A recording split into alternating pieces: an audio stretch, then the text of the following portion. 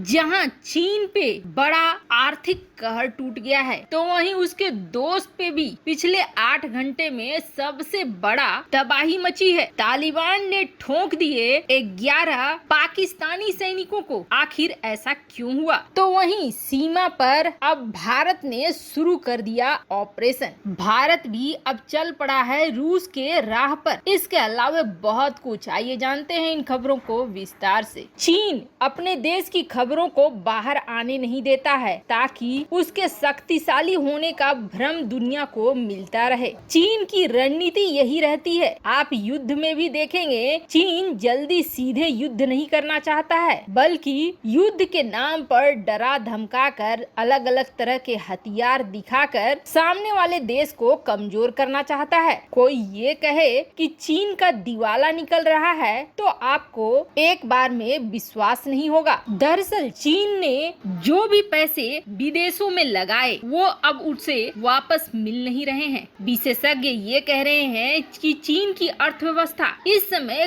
कई मुश्किलों का सामना कर रही है और इसमें सबसे बड़ी समस्या है महंगाई की। चीन के अंदर महंगाई 13 साल में सबसे ज्यादा स्तर पर पहुंच गई है और सबसे ज्यादा तो पेट्रोलियम के दाम बढ़े हैं। बिजली की मांग भी देश में तेजी से बढ़ी है। अभी हाल ही में हमने सुना था कि चीन के एक बड़े इलाके में ब्लैकआउट हो गया और ये ब्लैकआउट घंटों तक रहा। अब इन सब के अलग आपको बता दें, चीन के अंदर तेल की खपत बहुत ज्यादा होती है। यहाँ तक कि घरेलू उपयोग के लिए भी चीन कच्चे तेल को खरीदता है। यहाँ चीन ने तिकड़म भी भिड़ा रखी है। ईरान से सस्ते तेल को खरीदता है उल्टे रास्ते से, जबकि प्रतिबंध लगा हुआ है ईरान के ऊपर। तो वहीं सऊदी अरब से भी बड़ी मात्रा में तेल को खरीदता है। पर चीन ने क्या किया कि भंडार बनाने शुरू किए और इस भंडार में तेल को जमा करना शुरू कर दिया। अब इस भंडार में कितना तेल है, इसकी आधिकारिक जानकारी चीन किसी को नहीं बताता है, लेकिन आखिरी बार उसने 2017 में ये बताया था कि उसने देश में 9 बड़े तेल के भंडार बनाए हैं, जिसमें 3 करोड़ 70 लाख टन कच्चा तेल है। तब चीन ने कहा था कि 2020 के अंत तक वो अपने भंडार में 8.5 करोड़ टन तेल इकट्ठा करना चाहता है। वैसे अमेरिका भी अपने लिए इसी तरीके से इमरजेंसी में यूज करने के लिए तेल रखता है और इस वक्त कहा जाता है कि दुनिया का सबसे बड़ा आपातकालीन तेल का भंडार अगर किसी के पास है तो वो है अमेरिका के पास। चीन अपने रणनीतिक भंडार से अब उन तेलों को निकाल कर बेच रहा है। अब ये दुनिया को बड़ा आश्चर्यचकित कर रहा है। चीन कच्चे माल खुद खरीदता है, तेल के रूप में सबसे बड़ा आयातक है और दुनिया भर में जितना तेल इस्तेमाल होता है उसका दूसरा नंबर का सबसे बड़ा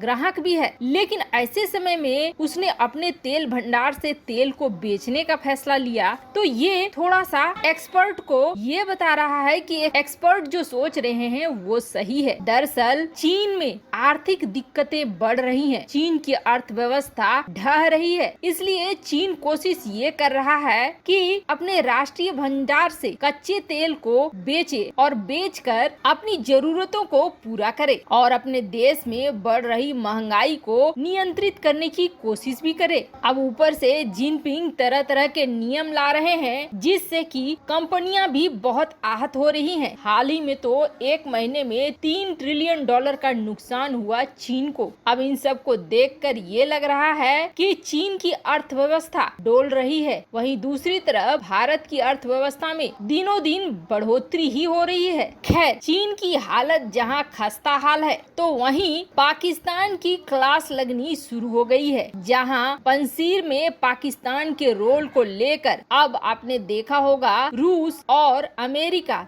दोनों खुफिया एजेंसी के चीफ भारत से आकर मिल रहे हैं, तो सुगबुगाहट तो पाकिस्तान के अंदर होगी ही। पाकिस्तान के ISI चीफ अब इस सुगबुगाहट के बीच सबसे पहले जाकर चीन के खुफिया चीफ से मिले। ये जो तस्वीर देख रहे हैं आप, कुछ ऐसा ऐसा ही नजारा इस वक्त पाकिस्तान पेश करने की कोशिश कर रहा है। एक अफगानिस्तान को एक डिश की तरह चीन के सामने पेश करना चाह रहा है। जिस कार्टूनिस्ट ने ये बनाया है ये बेहद सोच समझकर बनाया है और बिल्कुल सही दिशा में दिख रहा है। तो ISI चीफ भी चीन के खुफिया चीफ से मिलकर सारी गतिविधियों की जानकारी दे रहा है, बता रहा है। तो अब ऐसा लगने लगा है कि अफगानिस्तान के अंदर एक प्रॉक्सी वार शुरू होगा, एक प्रॉक्सी युद्ध शुरू होगा। लेकिन इसका खामियाजा भुगतना किसे पड़ेगा? बाकी देश भुगते या ना भुगते, पाकिस्तान के लिए शुरुआत जरूर हो गई है। ईरान के मिनिस्टर ने ये कहा है कि हमें पाकिस्तान के साथ रिश्ता नहीं रखना चाहिए, उनका बहिष्कार करना चाहिए। जिस तरीके से वो तालिबान में है और पंसीर में है, उस तरीके से ऐसा लग रहा है जैसे अमेरिका का रोल अब अफगानिस्तान के अंदर पाकिस्तान निभाने लगा है। ऐसे में ईरान के मंत्री का कहना है कि पाकिस्तान से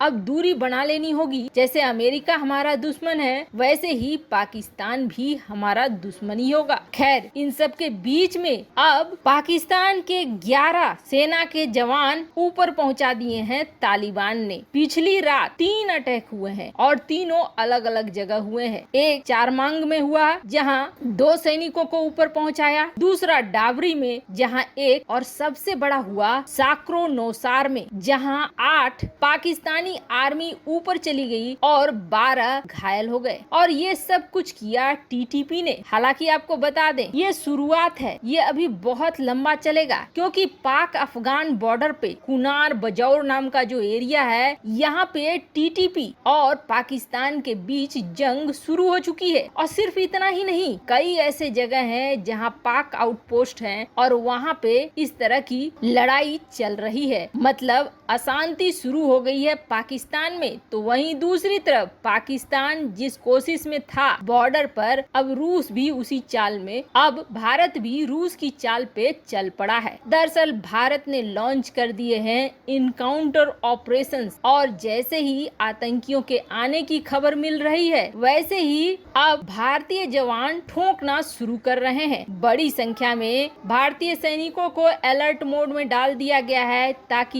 यहाँ से अब कोई बच नहीं पाए। लंबी कोशिश थी तालिबान और पाकिस्तान की कि कश्मीर लेंगे, लेकिन उससे पहले ही भारत ने अब रूस की राह पर चलते हुए शुरू से ही ऑपरेशन शुरू कर दिया। मतलब घुसने का कोई मौका नहीं दिया जाएगा। और आपको बता दें भारतीय आर्मी चीफ ने पहले भी ये बात कही है कि भारत ऐसे लड़ाकों को संभालने के लिए तैयार हो चुका है। वैसे आपको क्या लगता है, भारत को अपने ऑपरेशंस और भी ज्यादा तेज कर देने चाहिए? कमेंट कर अपनी राय जरूर बताएं। जल्द मिलते हैं अगले वीडियो में नई खबर के साथ।